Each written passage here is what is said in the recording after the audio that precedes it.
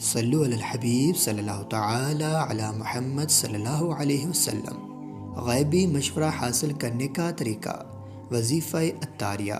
اگر آپ کسی معاملے میں پریشان ہیں، تذبذب کا شکار ہیں، سمجھ نہیں آ رہی کہ کیا کروں، کوئی مشورہ دینے والا بھی نہیں، تو جانیے امیر اہل سنت مولانا الیاس عطار قادری دامت برکاتہم العالیہ کے بتائے گئے اس روحانی وظیفے کو، کہ جس کو پڑھنے والا اپنے دل میں غیب سے ایک مشورہ پائے گا، منتشر ذہن میں صحیح تدبیر آئے گی۔